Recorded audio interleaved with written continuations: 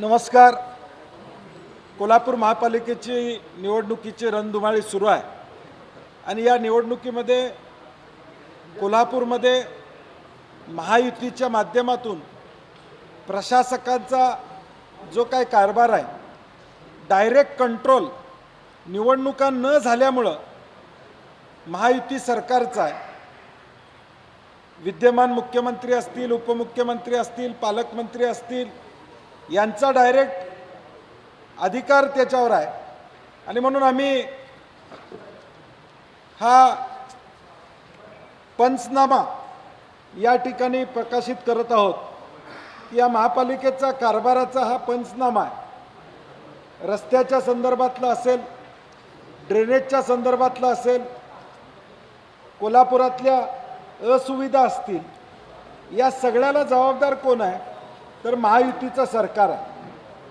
कारण की ज्यावेळी पालकमंत्री म्हणतात की आता डायरेक्ट आमचा कंट्रोल आहे महापालिकेवर, ज्यावेळी सत्तेतले आमदार म्हणतात की आमचा डायरेक्ट कंट्रोल आहे, मग आता जबाबदारीसुद्धा त्यांनी घ्यावी की हा आम्ही लोकांच्या पुढं मांडतोय की आज जी कोल्हापूरची वाताहत आहे, कोल्हापूरची अवस्था आहे, त्याला जबाबदार कोण असेल तर हे विद्यमान महायुतीचं सरकार या ठिकाणी जबाबदार आहे आणि त्याचं उत्तर त्यांनी देणं या ठिकाणी अपेक्षित आहे. कारण की मी म्हटलं तसं 100 कोटीचे रस्ते आले, ते काय झाले ह्या बातम्या तुमच्याच आम्ही त्या ठिकाणी दिलेल्या आहेत. सगळ्या ज्या बातम्या इथं आलेल्या आहेत त्या तुम्ही माध्यमांनी दिलेल्या आहेत की माध्यमांनी प्रत्येक विषयावर ज्या बातम्या दिलेल्या आहेत त्याच आम्ही लोकांच्या समोर मांडतोय, सत्य लोकांच्या समोर मांडतोय की खड्ड्यांचे रस्ते 2 महिन्यात 2 कोटींचा खड्डा, 100 कोटीतला एकही रस्ता पूर्ण नाही, गाड्यांचा खुळखुळा, मनके होतात ढिल्ले. उपमुख्यमंत्री आले की रात्रीत रस्ते केले जातात, मग अधिकार हा कुणाचा आहे म्हणजे महायुतीचाच आहे. मग उपमुख्यमंत्री येतात त्या दिवशी रात्रीत रस्ते होतात, याचा अर्थ काय? सत्ता महायुतीची या ठिकाणी. प्रदूषणाचा विषय असेल, थेट पाईपलाईन आली पण नियोजन ढासळले. म्हणजे आज वर्तमानपत्राच्या बातम्या आम्ही देतोय की माध्यमाने देखील कबूल केलेलं आहे की थेट पाईपलाईनचं पाणी आलेलं आहे, परंतु नियोजन ढासळलेलं आहे. आणि म्हणून हे सगळे मुद्दे, भ्रष्टाचार, महापालिकेत टक्केवारीतून बिल मंजुरीची स्मार्ट स्कीम, ही बातमी आहे आपली. स्मार्ट स्कीम ह्या आम्ही वर्तमानपत्रामध्ये आलेल्या बातम्या. सांडपाण्याची समस्या उग्र, नागरिक त्रस्त, ड्रेनेजचा भ्रष्टाचार असेल, निधी 38 कोटी तरी प्रदूषणात भर, पंचगंगेत सांडपाणी, आकाशात धूर, ह्या सगळ्या झूम प्रकल्पाचा विषय असेल, पार्किंगचा विषय असेल, वाहतूक कोंडीचा विषय असेल, ड्रग्स, मारामारी, खून, कायदा व सुव्यवस्था या कोल्हापूर शहरातली बिघडलेली आहे, याला जबाबदार महायुती आहे. केशवराव भोसले नाट्यगृह हे ज्या प्लॅनप्रमाणे तयार केलं ते सुद्धा हे बांधू शकले नाही. म्हणजे मी विजिट त्या ठिकाणी केली नाही, परत ते म्हणले असते विरोधक आमच्या कामावर टीका करतात, परंतु तिथला जो काही रिपोर्ट आला, श्रीमंत छत्रपती शाहू महाराज आणि तिथली कमिटी ज्यावेळी गेली त्यावेळी जे ठरलं होतं त्याच्यापेक्षा वेगळं तिथं झालेलं आपल्याला अनुभवाला त्या ठिकाणी आलेलं आहे.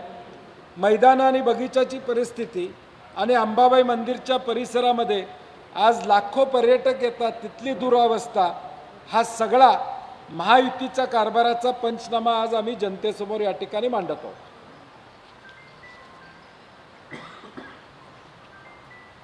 बोला तुमचं काय?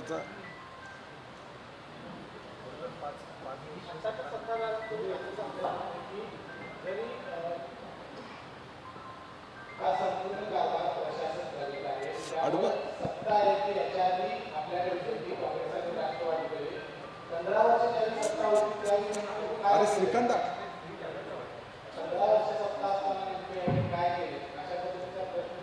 मला वाटतं त्यांना आठवण करून देणं गरजेचं आहे की मागच्या 5 वर्षातल्या सत्तेत हसन मुश्रीफ साहेब आणि राजेश क्षीरसागर आमच्याबरोबर होते. परिवहन सभापती कुणाकडे होता?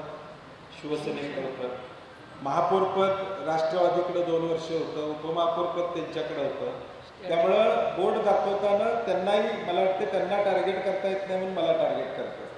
आणि त्याच्या आधी मला धनंजय माडकांना जरा मागच्या भूतकाळात घेऊन जायचं आहे की मागच्या वेळी ताराबाई आघाडीच्या माध्यमातून आपण एकत्रित होतो. त्यामुळं तुम्ही कुठल्या विषयावर बोलताय याचं पहिलं ज्ञान आत्मसात करा आणि मग टीका करा.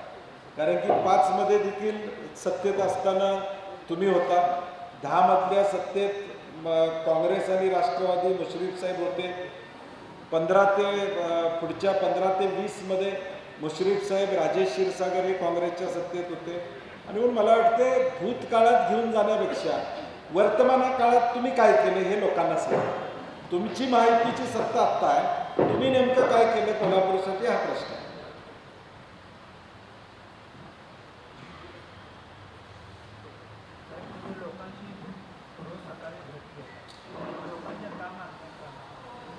नाही, आज सुद्धा रंकाळा परिसरामध्ये मी भेट दिली. सगळीकडे जवळजवळ 2-3 हजार लोकांना मी सकाळी 7 वाजल्यापासून भेटत होतो. मेन मुद्दा कोल्हापूरच्या रस्त्यांचा आहे, प्रदूषणाचा आहे, रस्ते बरोबर नाही, हा मेन मुद्दा. प्रामुख्यानं आमच्याकडे ज्या 12,000 सूचना आल्या जाहीरनाम्याला, त्यामध्ये सुद्धा रस्ते हाच प्रमुख विषय या ठिकाणी.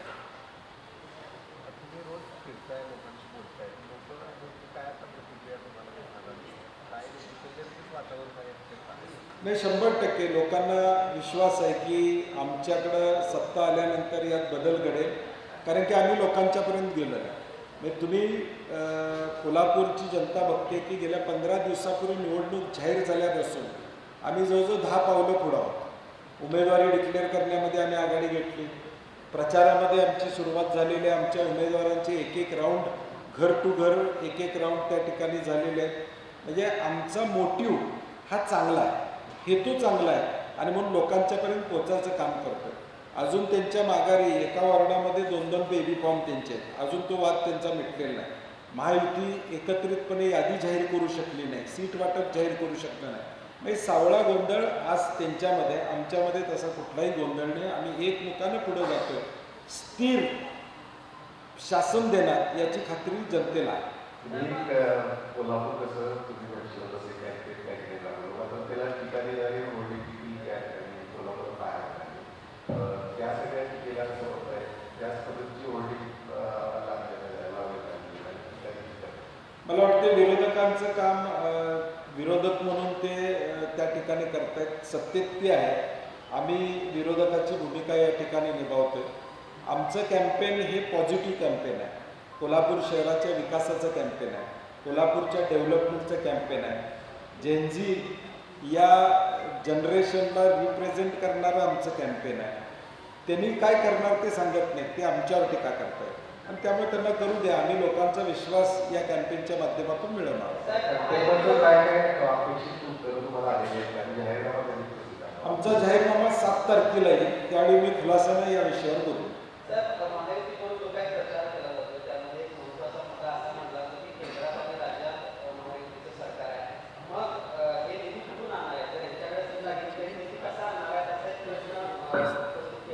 मला वाटतं याचं विस्तारानं उत्तर मी जाहीरनाम्याच्या दिवशी देतो. तुम्ही प्रश्न विचारा, कारण की त्याचं उत्तर देखील मी योग्य पद्धतीनं त्या दिवशी 7 तारखेला देतो. विशेष करून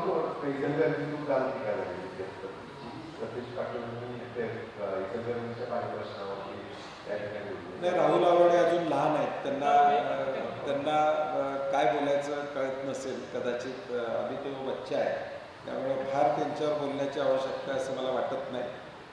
तुम्ही वर्षभर तुमची सत्ता आहे, महायुती आहे, तुम्ही म्हणताना महायुती आहे, मग काय इचलकरंजीचा पाणी प्रश्न सोडवला नाही. तुम्हाला महापालिकेची निवडणूक होती माहीत होतं आणि त्या निवडणुकीच्या आधी हा तुम्ही करायचं होतं ना, क्रेडिट घ्यायचं होतं.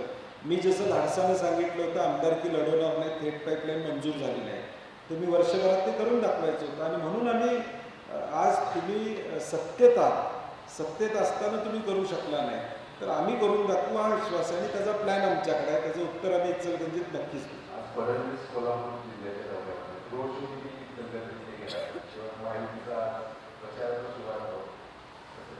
नाही, मला वाटतं ते काय देणार दिलं त्यांनी 3 वर्षात कोल्हापूरला, त्याचं उत्तर दिलं पाहिजे. काय देणार आहे त्यांच्या हातात नाही.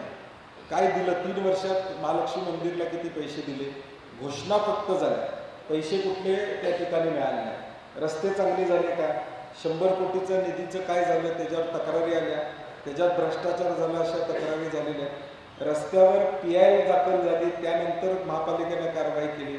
हा कारभाराचं उत्तर प्रदेशाध्यक्षांनी आणि मुख्यमंत्र्यांनी द्यावं अशी आमची अपेक्षा असते. रमेश पाटील यांनी 2 वेळा नवीन कायदा वेगवेगळ्या बसवलेला आहे. आता त्याला फसणार नाही. विधान परिषदेला उभा राहण्याची देखील आता परिस्थिती अशा पद्धतीची टीका धनंजय माडे यांनी केली. नाही, मला वाटतं ते काय बोलतात त्यांना लक्षात येत नसेल कदाचित. मला वाटतं अशी अवस्था आहे त्यांची. राज्यसभेवरच्या व्यक्तिमत्वानं काय बोलायचं हे थोडं तारतम्य ठेवलं पाहिजे. कोल्हापुरातली जनता ही 3 आणि 4 सीटा काँग्रेसला देणार. कोल्हापुरातले लाखो मतदार हा निर्णय घेतील. धनंजय महाडिक निर्णय घेणार नाही. धनंजय महाडिक निर्णय घेऊन कोल्हापुरातली जनता ऐकत असती तर 2,70,000 कार्यक्रम झाला नसता. त्यामुळे कोल्हापुरात शहरातली जनता निर्णय घेईल ना की कुणाला बहुमत द्यायचं, काँग्रेसला किती जागा द्यायच्या. एक माणसाच्या बाहेरच्या जिल्ह्यातले आलेल्या आणि इथं प्रस्थापित झालेल्या माणसावर हुकमावर हा कोल्हापूर शहर चालणार नाही.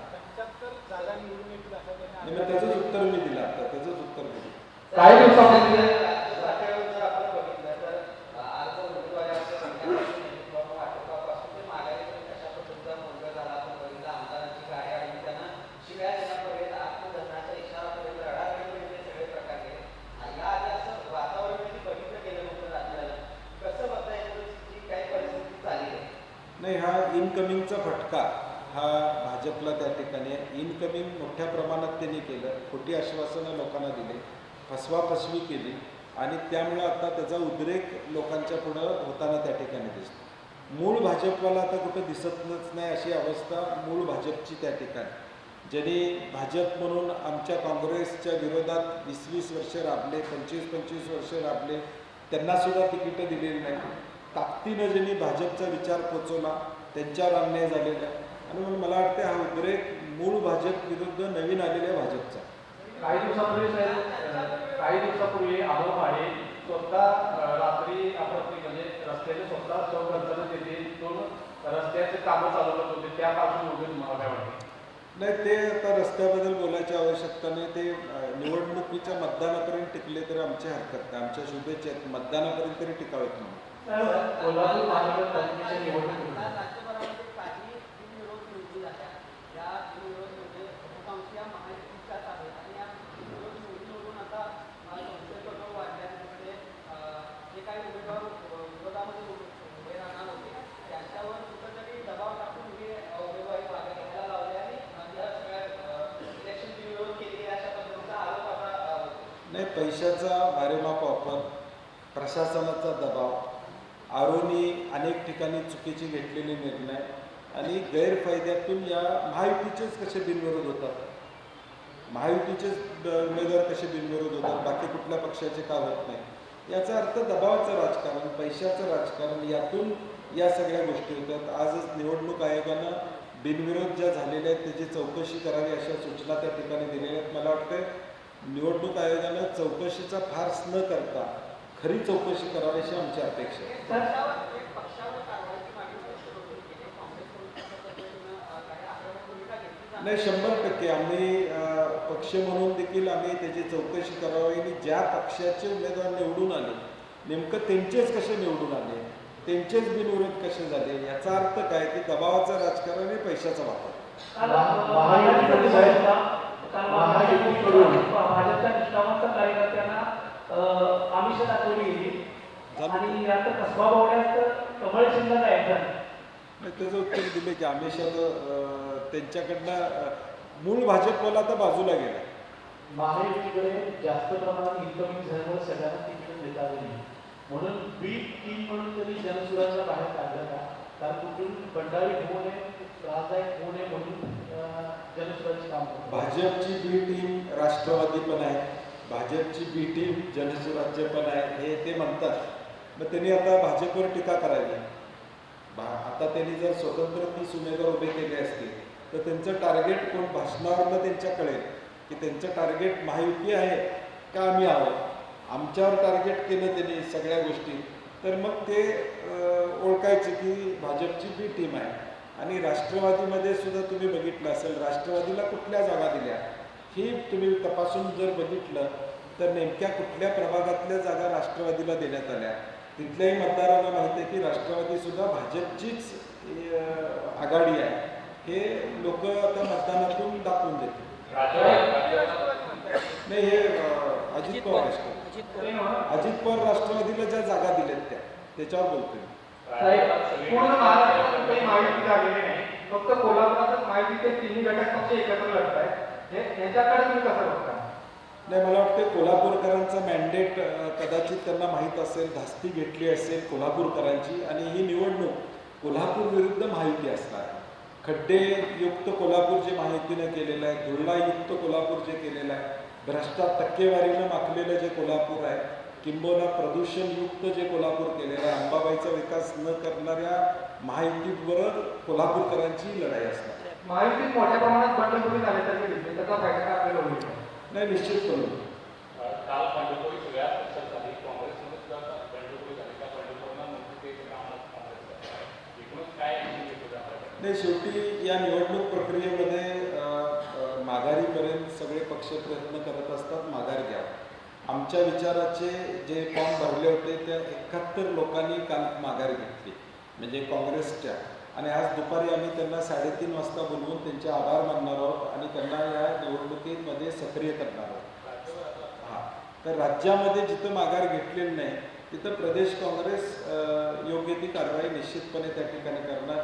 ज्यांना सांगून सुद्धा या ठिकाणी माघार घेतली नाही त्यांना नोटीस देणं असेल, जी पक्षशिस्तीची कारवाई ती प्रदेश काँग्रेसकडून केली जाईल. शरद पवार गट एकत्र या निवडणुकीला सामोरं जातो. सामान्यतः भाजपच्या विरोधातला जो मतदार आहे तो या सगळ्या मतदान करतं, ते रोखण्याचं एक आव्हान आपल्यासमोर असणार आहे. ते कशा पद्धतीनं? नाही, शेवटी लोक विचार करताना काँग्रेस हा मोठा पक्ष आहे, सत्ता बहुमत हे काँग्रेसचं येणार आहे, या भावनेतून काँग्रेसलाच मतदान करतील. त्यांना मॅन्डेट मिळेल नाही मिळेल हे मी मोठं वक्तव्य करणार नाही दुसऱ्या लोकांसारखं. समजा त्यांना सुदैवानं त्यांच्या जागा आल्या तर पोस्टपोल अलायन्समध्ये ते महाबरोबर येतील.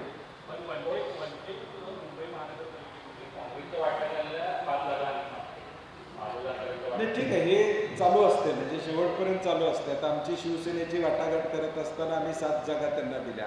1 जागेवर त्यांच्या उमेदवाराची तांत्रिक अडचण आली, तिथे आम्ही काँग्रेसचा उमेदवार दिला. हे अंडरस्टँडिंगचा भाग असतो आणि मला वाटतं तो बऱ्याच शहरामध्ये घडत असतो. महायुतीची सत्ता असताना कोल्हापूरमध्ये काँग्रेसची सत्ता आल्यावर ते काय विकास करतील असं विरोधकांकडून सारखा आरोप केला जातो. मी याच्यावर 7 तारखेला जाहीरनाम्याच्या वेळी विस्तारानं उत्तर देणार. महापालिकेच्या इतिहासात पहिल्यांदा काँग्रेस 74 जागा लढवली. यापूर्वी कुठल्या एका पक्षाने एवढ्या जागा लढवल्या नाही. तुम्हाला काय किती जागा तुमच्या निवडून येतील असं वाटतं तुम्हाला, आणि तुमची स्ट्रॅटेजी काय असेल? नाही, मी हे बाकीच्यांसारखं भविष्यवाणी करणार नाही. आमच्या 80 येतील, स्पष्ट बहुमत मला मिळेल. मला स्पष्ट बहुमत काँग्रेसला त्या ठिकाणी मिळेल आणि जास्तीत जास्त जागा निवडून आणण्याचा आमच्या सगळ्यांचा प्रामाणिक प्रयत्न असणारच आहे. नाही, मी काय कोल्हापुरातल्या लोकांच्यावर माझा विश्वास आहे, ते मला निश्चितपणे बहुमत देतील. आणि म्हणून माझा मॅन्डेट जो आहे तो माझा व्यक्तिगत एवढ्या जागा आणण्यापेक्षा कोल्हापूरकरांनी मला द्यावा अशी माझी अपेक्षा असणार.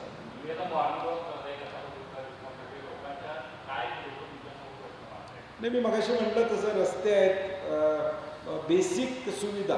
आता आज सुद्धा सकाळी मी ज्यावेळी रंकाळ्यावर गेलो होतो त्यावेळी किमान 10 पर्यटक फॅमिलीज मला दिसल्या, ज्या मुलांना घेऊन घरच्यांना घेऊन सकाळ सकाळी झोपेतनं म्हणजे उठून डायरेक्ट रंकाळ्यावरचं विलोभनीय दृश्य बघायला आलेलं आहे.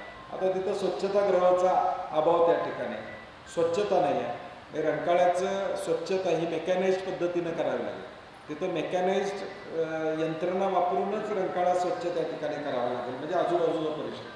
हजारो लोक तिथं फिरायला येतात आणि म्हणून रंकाळा हे आमचं वैभव आहे. आणि म्हणून या सगळ्या गोष्टी आणि त्या सगळ्या आम्ही जाहीरनाम्यात अंतर्भूत करतो. महानगरपालिका निवडणुकांमध्ये भाजप आणि शिंदे गटाचा वाद समोर आला.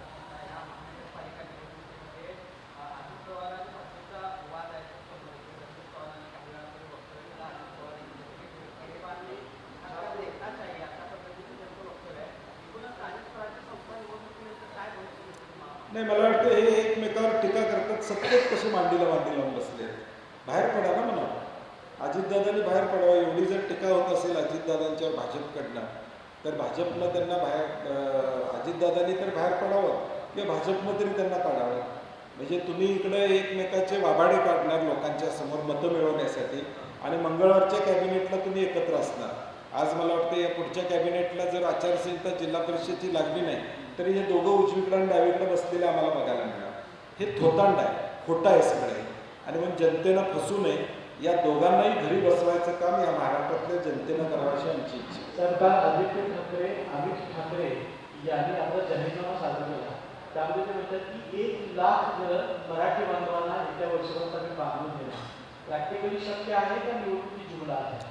नाही, शेवटी मला वाटतं याचं उत्तर मुंबई काँग्रेस तिथं त्या ठिकाणी दिली, कारण की तिथं आम्ही एकमेकाच्या उलटं या ठिकाणी घडतो.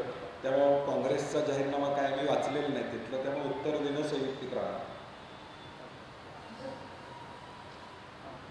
आजपर्यंत निवडणुका लढवल्या आहेत आपण, या निवडणुकीबद्दल तुमचं काय म्हणतं? नाही, या निवडणुकीचं एक वेगळं महत्त्व आहे.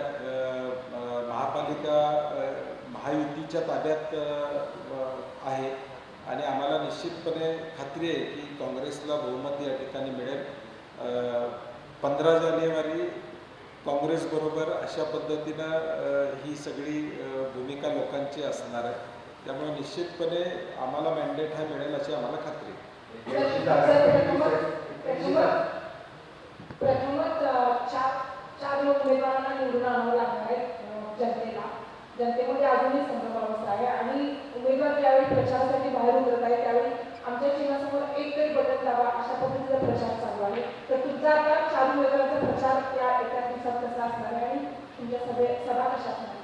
आम्ही परवा 81 उमेदवारांची मीटिंग घेतलेली आहे आणि त्या बैठकीमध्ये सूचना दिलेल्या आहेत. कारण की हा 24-25 हजारचा मतदार आहे आणि त्या मतदारांच्यापर्यंत पोचणं, ह्या सगळ्या गोष्टी आमचा आराखडा आमचा तयार आहे. कारण की मी म्हटलं तसं काँग्रेस 2 पावलं पुढे आहे. आमचं प्लॅनिंग झालेलं आहे, किती उमरे आहेत त्याचं प्लॅनिंग झालेलं आहे. दररोज 200 उमरे केले तर 2000 उमरे 10 दिवसात होणार. सगळं प्लॅनिंग आमचं झालेलं आहे. त्या पद्धतीने आमचे उमेदवार काम करतात. ठाकरेच्या सेनेला कर्तव्य आराधनाने दिला प्रस्ताव होता, जागा वाटपाचं नेमकं काय नव्हतं, कारण त्यांच्या वाटण्याचं सामना करता नाही, ते समाधानी आहेत, त्यामुळे काय अडचण नाही आमची.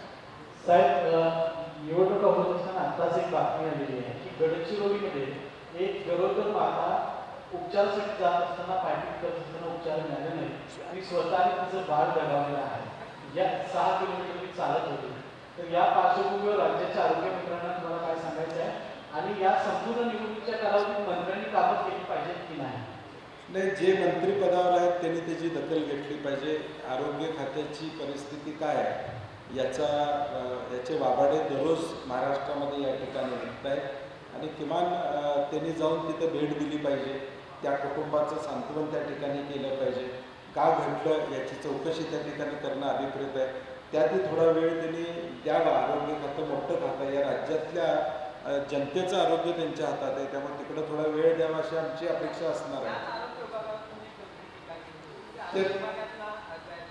त्यांनी अधिवेशनात त्याच्यावर बोललेलं की जी आरोग्य विभागामध्ये खरेदी झाली तो GST जो 15% होता तो GST नंतर 5% झाला. त्याच्या संदर्भातला जो रेट वाढला होता त्याच्याबद्दलचं काय केलं हे मी विधान परिषदेमध्ये विचारलं होतं. परंतु आता बहुमत एवढं आहे की विरोधकाच्या प्रश्नाला उत्तरच द्यायचं नाही अशी सत्ताधाऱ्यांची परिस्थिती आहे. अजून 2-3 विषय पुढं ते बोलल्यानंतर मी बोलणार.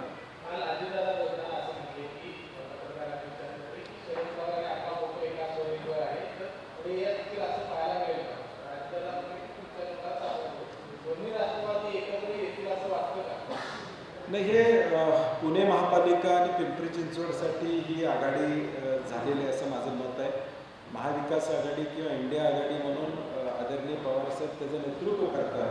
तर मला नाही वाटत की महाराष्ट्राच्या राजकारणात किंवा देशाच्या राजकारणात हे एकत्र येण्याचा विषय असेल असे मला काय वाटतं. निवडणुका आल्या की फक्त सत्ताधारी असतील विरोधक असतील यांच्यात आरोप प्रत्यारोप होतात, मात्र नागरिकांचे जे प्रश्न आहेत किंवा समस्या आहेत त्या जैसे तेच राहिलेल्या आहेत. आता नागरिकातून तो रोष आपल्याला ऐकायला मिळतो. नाही, म्हणूनच आम्ही जाहीरनामा जो काढला, कोल्हापूर कसं तुम्ही म्हणशीला तसं, हा उद्देशच तो होता की लोकांनी आम्हाला सांगावं की नेमकं काय केलं पाहिजे. आणि आमचा 7 तारखेला जाहीरनामा सकाळी आम्ही त्या ठिकाणी प्रकाशित करतो, त्यामध्ये या सगळ्याची उत्तरं आपल्याला दिसतील. कोल्हापूर आपल्याला 2 वेळा संधी, त्याच्यामध्ये पंचनामा तुम्ही मानताय, खरं तर 2 वेळा जी संधी दिली त्याच्यामध्ये करून दाखवला. या टॅगलाईनखाली तुम्ही निवडणूक तिला का सांगवलं जात नाही? कारण आपण पाहतो की प्रशासकाच्या काळात भ्रष्टाचार तो मानण्याचा आपण प्रयत्न करताय, पण तुम्ही केलेल्या कामांची आधी कोल्हापूरच्या पुढे मांडल्यास सकारात्मक एक मेसेज गेला. 100% आम्ही जाहीरनामा ज्यावेळी जाहीर करू त्यावेळी आम्ही काय काय केलं कोल्हापूरसाठी, थेट पाईपलाईनचा विषय असेल, पोलिसांची घरं असतील, संभाजीनगर बस स्थानक असेल, ही सगळी यादी आमच्याकडे ती आम्ही मांडूच. परंतु आत्ता जे पंचनामा करण्याचा उद्देश काय आहे की डायरेक्ट सत्ता महायुतीची आत्ता ह्या सगळ्या गोष्टीला महायुती जबाबदार आहे, हे लोकांच्या पुढं आम्हाला मांडणं गरजेचं आहे. आणि म्हणून हा पंचनामा आम्ही करतो. आम्ही जे केलेलं आहे ते आता 2-3 दिवसात आम्ही एकत्रितपणे तुमच्यासमोर मांडू की गेल्या 5 वर्षात 10 वर्षात न्याय संकुल असेल, विभागीय क्रीडा संकुल असेल, हे सगळं आमच्या काळातच या शहरामध्ये झालं. संभाजीनगर बस स्थानकाचा आपण उल्लेख केला. बस स्थानक पूर्ण तयारी केली आहे नाही, मी तेच म्हणतोय ना, आता सत्ता महायुतीची आहे ना, सत्ता महायुतीची आहे. तयार होऊन 1 वर्ष झालं, तयार होऊन 1 वर्ष झालं. तुम्ही अजून चालू करू शकत नाही. तुम्ही नवीन काय करणार? जे आम्ही केलेलं आहे त्याचं उद्घाटन करायला तुम्हाला वेळ नाही. उद्घाटन करून हे बसेस चालू करायला तुम्हाला त्या ठिकाणी वेळ नाही आहे, तर तुम्ही नवीन काय करणार? पैसे जमा व्हायला सुरुवात झालेली आहे. महागाईच्या दिवसांची मुदत काय किंवा म्हणून तो कायद्याला दिसतोय महायुतीने तो नाही निवडणुकीत. नाही, महागाई हा मुद्दा महिलांच्या दृष्टीनं अत्यंत महत्त्वाचा आहे की आता 1500 रुपयाची नॉवेल्टी ही विधानसभेनंतर आता विषय तो बाजूला गेलेला आहे. आता महागाई, आता माता भगिनींच्या पुढं अडचणी आहेत दररोजच्या दैनंदिन, त्यामध्ये त्या सामोरं जातात. आणि कोल्हापूर शहरातल्या अडचणी यासाठी महत्त्वाच्या असणार आहे. हे नरेटिव्ह महाराष्ट्राचं नसणार आहे, देशाचं नसणार आहे. कोल्हापूर शहरामध्ये कोण पाहिजे, भगिनींची खऱ्या अर्थानं प्रश्न कोण सोडवू शकते, हा नरेटिव्ह असणार. प्रभाग क्रमांक 7 मध्ये आपल्याकडून काही खास दाव मागण्यात आलेला आहे का? कोल्हापूर महानगरपालिका सगळ्या 20 प्रभागामध्ये सगळेच दाव आहेत. महायुतीमध्ये 3 पक्ष आहेत. प्रामुख्याने कोणता पक्ष आपल्या रडावर आपण पाहिलं की 2 पक्ष तर तुमच्या सत्तेत होते, आज पण आपण त्या रस्त्याने गेलेली आहे, तर आहेत, पण तुमच्या टार्गेटवर कोण असणार? नाही, मला वाटतं ताराराणी आघाडी म्हणजेच भाजप, तेही सत्तेत होते पूर्वी. त्यामुळं आमचं टार्गेट कोणी असणार नाही. आमचा उद्देश फक्त कोल्हापूर शहराला डेव्हलप करणे हा उद्देश असणार आहे. आम्ही कुणावर टीका करत बसणार नाही. आमचा एजेंडा आहे डेव्हलपमेंटचा आहे, विकासाचा आहे. कोल्हापूर शहर सुंदर करायचा, तोच आम्ही पुढे घेऊन जाण्याचा प्रामाणिक प्रयत्न त्या ठिकाणी करणार. आपण पाहतो की भाजपच्या वतीनं बहुल उतरवली जाते, प्रदेशाध्यक्ष कोल्हापूर मुख्यमंत्री आहे, काँग्रेसच्या वतीनं मोठमोठे दिग्गज या प्रदेशाध्यक्ष हर्षवर्धन संकपाळजी आहेत, बाळासाहेब थोरात साहेब आहेत, पृथ्वीराज चव्हाण आहेत, विश्वजित कदम आहेत, असे सगळे लोक हळूहळू आता सगळीकडेच महापालिकेच्या निवडणुका त्यांच्याही चालू आहेत. त्यामुळं जे येतील त्यांना घेऊन ताकदीनं या ठिकाणी लढायचं. नाहीतर मी मगाशी म्हटलं तसं कोल्हापूरची जनता विरुद्ध महायुती आहे. ही लढाई आमची कोल्हापूरकर आम्ही आहोत आणि महायुती विरुद्ध आमची लढाई असणार आहे. त्यामुळे कोल्हापूरची जनताच हीच माझी ताकद असणार आहे.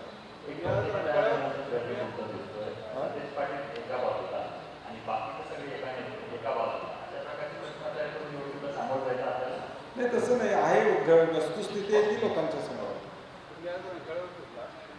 आता महायुतीच्या काळाच्या दरम्यान जेवढा निधी आणणारी खर्च केला म्हणून सांगितलं, तेवढा निधी खर्च झाला असं दिसलं जातं. तिथं आता ज्यावेळी कॅग रिपोर्ट येईल, CAGचं ऑडिट ज्यावेळी होईल त्यावेळी लक्षात येईल की रंकाळ्यावर झालेल्या पैशाचा खर्च हा 5 रुपयाचं मटेरियल 10 रुपयाला कसं वापरलं गेलेलं आहे. CAGमध्ये 3.5 कोटीचा कारंजा काहीतरी बसणार आहे, तो 30-35 लाखामध्ये होऊ शकतोय.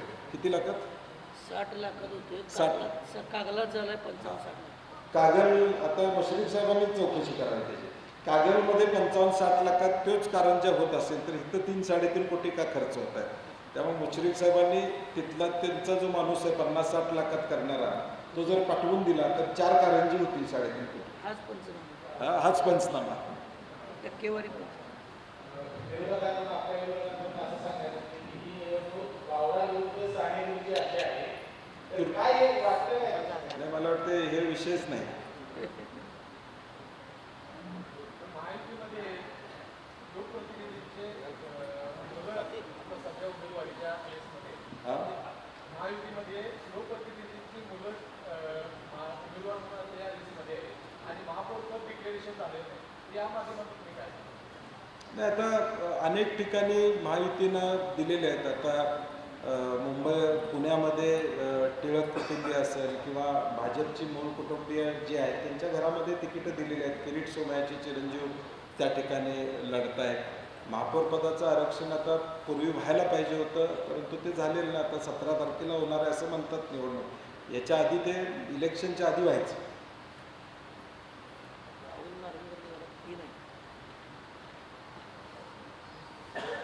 काँग्रेस आणि ठाकरे गटाची तुमच्यावरती टीका होतील हे माझ्या मित्राचं वैशिष्ट्य अशी टीका म्हणजे काय झालं? ठाकरे गटाची आणि काँग्रेसची युती झाल्यानंतर सुद्धा तुमच्यावरती टीका होती म्हणजे हे माझ्या मित्राचं वैशिष्ट्य आहे अशी टीका असं मुश्रीफांनी परवानगी. ठीक आहे, आता ही निवडणूक आहे, टीका टिप्पणी होणारच आहे परंतु आपल्याला लक्षात येईल की 15 जानेवारी काँग्रेसच भारी असणार आहे. 15 जानेवारीला काँग्रेसच भारी असणार आहे हे आपल्याला सांगतो आणि उत्तर देतो.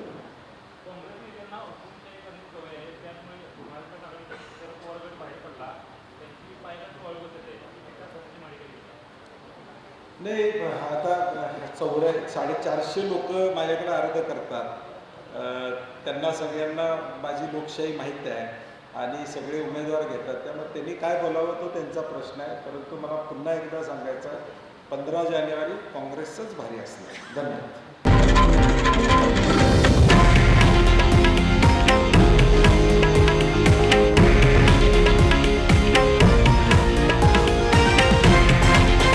हे आहे देशातील नंबर 1 न्यूज नेटवर्क आणि आपण पाहत आहात TV9 मराठी, एकमेव.